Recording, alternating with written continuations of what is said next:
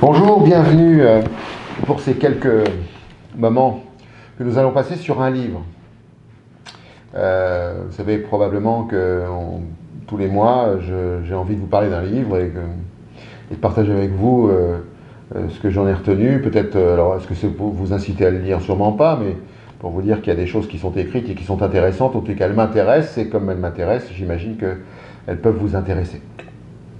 Le livre que j'ai retenu pour ce mois, ce beau mois de septembre d'ailleurs, dehors là il fait très beau, c'est le livre dont le titre est « Vous n'êtes que des poires ». Alors, vous me direz c'est un peu insultant, je vous l'accorde.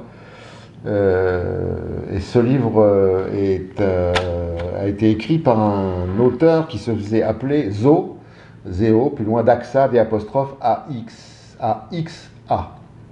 En fait, son vrai nom, je l'ai noté là parce que j'ai toujours le nom de l'auteur en tête, Alphonse Garot. Voilà, il s'appelait Alphonse Garot, auteur qui a vécu fin du 19e siècle, donc dans les années 1890, 1900. Il est mort, je crois, en 1920 ou 30, mais peu importe, la biographie, enfin, en tous les cas, ce qu'il a vécu m'intéresse moins. Ce qui m'intéresse de partager avec vous, c'est ce qu'il a écrit. Et le livre « Vous n'êtes que des poires », en fait, ce sont des extraits d'articles qu'il écrivait dans une revue qu'il avait intitulée La Feuille. Alors, Zodaxa, il est réputé comme étant plutôt un pamphlétaire. Il est réputé à l'époque comme étant plutôt un anarchiste, même si, encore une fois, dans les vidéos sur les mots, je vous engage à regarder ce que veut dire anarchie. Et en fait, il a écrit Vous n'êtes que des poires, et il a écrit ce livre à destination de ceux qui votent, c'est-à-dire des citoyens dont on a fait croire que le devoir était de voter. Et alors il est assez violent, il est assez, radical dans ce qu'il nous dit, et il faut le prendre comme ça, hein, parce que dans le fond, il nous intéresse, la radicalité nous mène à réfléchir, ça secoue un peu nos certitudes, et je voudrais justement vous donner quelques contenus de ce livre pour vous montrer combien il peut nous secouer. Alors pourquoi il a écrit « Vous n'êtes que des poires » ? Parce qu'il pense que la représentativité, c'est-à-dire démocratique, c'est-à-dire le fait de voter pour un représentant, est une mascarade. Et que en fait, nous sommes des poires parce que nous pensons que c'est finalement la finalité totale, ultime de la démocratie, c'est de nous faire représenter, de voter tous les 5 ans pour des représentants qui porteront notre voix au sein de l'Assemblée nationale et qui feront la politique parce que nos voix sont censées faire la politique. Il nous appelait d'ailleurs dans son livre, je trouve que c'est intéressant, il nous appelle les votants, hein, il les appelle les votards. Je trouve que l'expression est intéressante. Je vais vous lire d'ailleurs un extrait de ce livre pour que vous puissiez vous rendre compte de ce qu'il nous dit. Il nous dit « On vous trompe, bons électeurs, on vous berne, on vous flagorne quand on vous dit que vous êtes beaux, que vous êtes la justice, le droit, la souveraineté nationale, le peuple roi des hommes libres.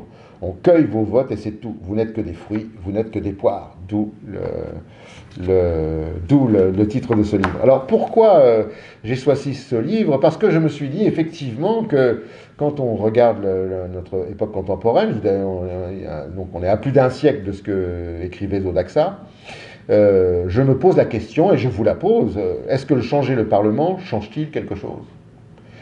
Changer le Parlement change-t-il quelque chose? Changer les représentants change-t-il quelque chose?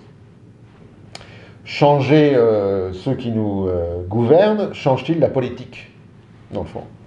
Alors, j'ai une réponse, évidemment, je vous laisserai vous faire votre opinion, mais j'ai une réponse. Évidemment, depuis que la démocratie représentative est le modèle démocratique que nous avons adopté, depuis la Ve République particulièrement, depuis probablement les années 70, c'est-à-dire giscardiennes jusqu'à nos jours, vous avez beau, votant que vous êtes et que nous sommes, mettre des gens au pouvoir, la politique suit son cours sans s'infléchir d'un iota quoi que ce soit à son destin et à son plan, quelle que soit la voix du peuple. Donc la voix du peuple se manifeste parfois dans la rue parce qu'elle n'a pas la possibilité de le faire dans le Parlement, puisque ce n'est pas la voix du peuple qui s'exprime dans le Parlement. Et donc le destin suit son cours, sans nous d'ailleurs, votants, puisque nous demandons juste où il nous est juste demandé de légitimer ce qui se passe, et pas plus. Et donc c'est ça qui m'a intéressé. Je voudrais vous lire peut-être un deuxième extrait à ce propos de ce livre.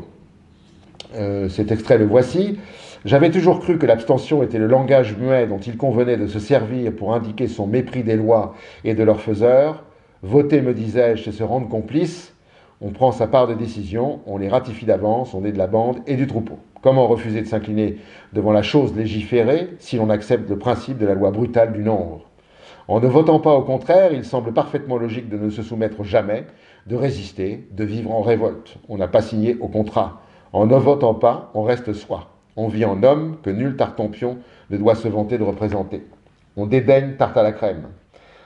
Alors seulement on est souverain, puisqu'on n'a pas biffé son droit, puisqu'on n'a délégué personne, on est maître de sa pensée, conscient d'une action directe. Je voudrais que ce texte, ce petit extrait de ce livre, nous fasse réfléchir sur ce qui se passe quand nous votons, en fait. Quand nous votons, nous prenons notre pouvoir et nous le donnons à quelqu'un d'autre. Quand on donne son pouvoir à quelqu'un, on se dépossède de son pouvoir. Bien comprendre ça. C'est-à-dire que quand vous votez et que vous mettez un bulletin dans l'urne, vous abandonnez votre pouvoir à quelqu'un d'autre. Les croyants connaissent ça très bien, puisque quand ils prient, ils délèguent leur pouvoir d'agir à une transcendance qui pourrait agir à leur place. Donc vous voyez que c'est une vieille habitude, probablement. Peut-être de ne pas vouloir assumer sa propre puissance et de la déléguer à d'autres par peur de l'assumer soi-même, je ne sais pas. En tous les cas, je vous propose cette réflexion. Mais il y a quelque chose qui est intéressant dans la représentativité, c'est surtout la délégation. C'est surtout l'abandon de sa propre puissance pour construire son destin. Et donc, M. Daxa, Zodaxa, insiste beaucoup là-dessus. Et quand il dit que nous votons, il dit aussi nous sommes complices. C'est-à-dire que nous pouvons toujours crier haro sur les gens qui nous représentent, alors qu'ils viennent de nous. Est-ce que même, pour reprendre une phrase de Socrate, je crois, est-ce que même ils ne seraient pas nous, dans le fond, ils ne seraient pas à notre image?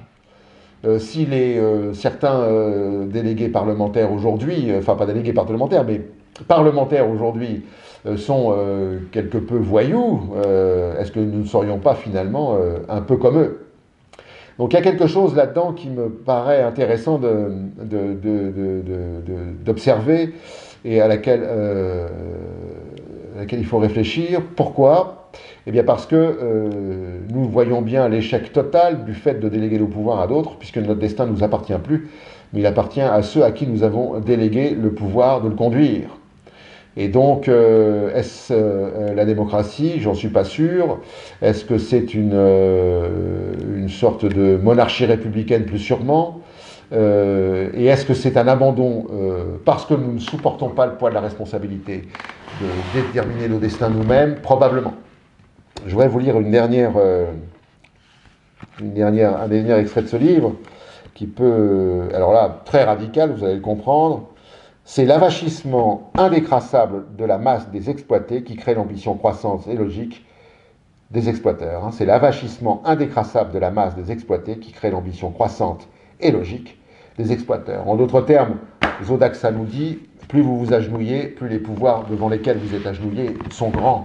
Plus vous vous redressez, plus les pouvoirs devant lesquels vous vous redressez sont petits. Et il y a quelque chose là-dedans qui rejoint un peu la Boétie aussi dans l'idée qu'il avait de la servitude volontaire. Je crois qu'il serait bon de réfléchir aujourd'hui à l'exercice de notre pouvoir que nous avons abandonné et que nous avons délégué à d'autres. Finalement, et tout compte fait, qu'est-ce que nous faisons? Et probablement que c'est un vieux réflexe. Nous élisons nos maîtres. Nous élisons, alors évidemment c'est beaucoup plus confortable, parce que ça nous donne une sorte d'espace de liberté qui n'existe pas, que d'être soumis à des maîtres que nous n'aurions pas choisis, mais la soumission reste la même.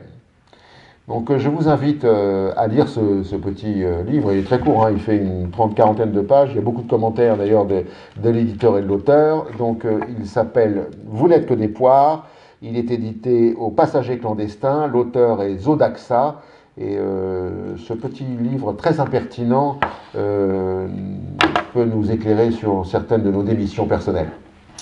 Voilà pour le prochain mois, prochain livre, à bientôt.